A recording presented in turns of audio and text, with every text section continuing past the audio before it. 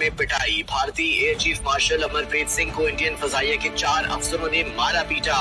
मारपीट भारतीय फजाइया के हेडक्वार्टर्स में ऑपरेशन सिंदूर की डीब्रीफिंग सेशन में हुई।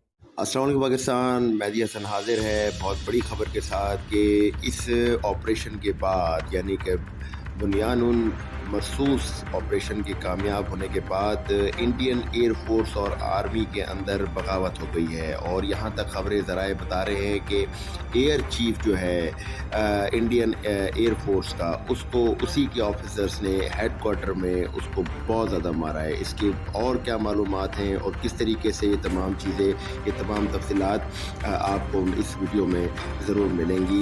And stay tune with us, और इस वीडियो को आखिर तक लाजमी देखिएगा, इस पर कमेंट और अपने जो है लाइक शेयर और लाजमी कीजिएगा, और हमारे चैनल को सब्सक्राइब करना मत भूलिएगा। Then watch it this video. भारतीय फजाइया के सरबराह air chief marshal Amarpreet Singh की फजाइया के क्वार्टर्स में पिटाई। भारतीय air chief marshal Amarpreet Singh को इंडियन फजाइया के 4 अफसरों ने मारा पीटा। मारपीट भारतीय फजाइया के हेडक्वार्टर्स में ऑपरेशन सिंदूर की डीब्रीफिंग सेशन में हुई। चारों हिंदू ऑफिसर्स ने सिख एयर चीफ पर तासुब पर मबनी रवैये का इल्जाम लगाया। जिन्हें हिरासत भारतीय अफसरान में squadron leader Shivas Dixit, wing commander Ajay Rajput शामिल। देखिए, इस वक्त भारतीय अफवाज के अंदर डिमोरलाइजेशन जो है वो अपनी पीक पे है।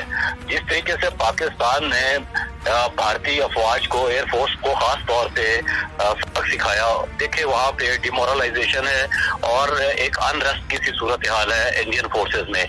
आज आपने इंडियन प्राइम मिनिस्टर की जो स्पीच है आपने सुनी होगी कि उसकी चीखों से अंदाजा हो रहा था कि कितनी शिद्दत है उस तकलीफ में जो पाकिस्तान ने पहुंचाई है। तो ये ओवरऑल एक सिचुएशन है भारत के अंदर, ना सिर्फ उनकी हुकूमत में बल्कि उनकी आर्म्ड फोर्सेस में भी। ये पाकिस्तान ने जो शिकस्त दी है, मैं इसको यूं समअप करता हूं कि 1965, 1971 और कारगिल में शायद हमने इतना नुकसान इतने दिनों में नहीं पहुंचाया था जो हमने 5-6 घंटों में इंडिया को नुकसान पहुंचा दिया। और ये तमाम फ्रंट्स पे अगर हम जनरल बात करें तो politically, morally, diplomatically and psychologically हमने उनको शिकस्त दी। और अगर आप मिलिट्री सेंस में देखें तो हमने साइबर वॉर में उनको शिकस्त दी, एरियल वॉर में उनको शिकस्त दी, हमने टेक्नोलॉजी में उनको शिकस्त दी, हमने जो साइकोलॉजिकल वॉरफेयर है उसमें उनको शिकस्त दी। तो ओवरऑल पाकिस्तान ने उनको हर फ्रंट पे डिफीट किया। तो नेचुरली उसका रिएक्शन तो फ्रॉम विदिन होना था, जिसको हम एम्प्लॉयन फ्रॉम विदिन कहते हैं। अब वहाँ पे एक अनरेस्ट की सूरत हाल है, और खास तौर पे जो उनकी फजाइया है वहाँ पे ये जो खबर का हवाला आप दे रहे हैं, एक रिएक्शन है फ्रॉम लोअर रैंक्स कि उनके अफसरान की जो स्ट्रेटेजी थी वो इतनी नाकारा थी कि उन्होंने पूरी भारतीय कौम को जलील करवा दिया पूरी दुनिया में। देखिए, ये तो जिसको पंजाबी में कहते हैं ना गोंगलों तो मिट्टी चाड़ना, ये वो बात है कि आप उसको अपनी शिकस्त जो है उसका कोई ना कोई तो अपनी कौम को जवाब देना है।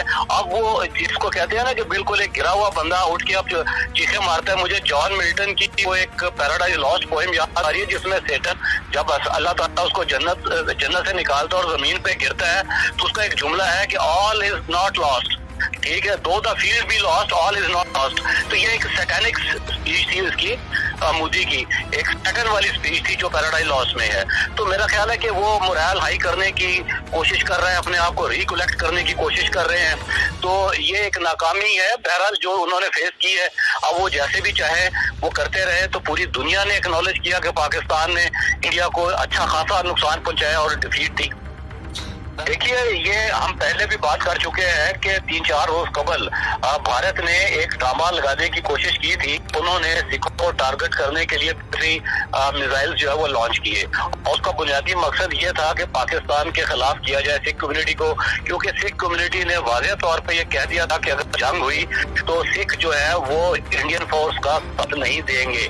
वो पंजाब की बात करते हैं, उनका कहना था कि पंजाब के खिलाफ नहीं लड़ेगा। तो ये बात हजम नहीं ہو رہی. انڈیا کے جو ہندوتوا کے ماننے والے اور RSS والے ایکسٹریمسٹ ہیں ان کو یہ سکھ کمیونٹی جو ہے اس وقت they are up in arms against their own government because of so many things. جس طرح ان کا سپریشن ہے, جس طرح ان کو اوپریس کیا جا رہا ہے, ناگالینڈ میں آپ دیکھ لیں کیا ہو رہا ہے, منی پور میں آپ دیکھیں کیا ہو رہا ہے, تو کہیں نہ کوئی اس وقت کوئی سچائی نہیں دے رہا.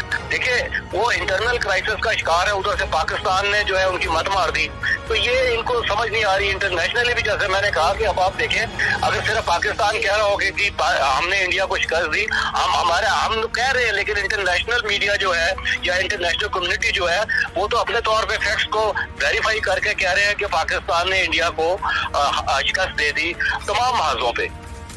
دیکھیں میں پہلے کہہ چکا ہوں, کئی مرتبہ کہہ چکا ہوں, اور پچھلے کئی روز سے کہہ رہا ہوں میں کہ بھارت کے اندر جو ہے وہ ایک پرابلم آ گئی ہے, بہت سیریس پرابلم آ گئی ہے, اور جتنے ایئر چیف ہے, آرمی چیف ہے, نیول چیف ہے, را کا چیف ہے, یہ سب جو ہے آپس میں لڑ رہے ہیں.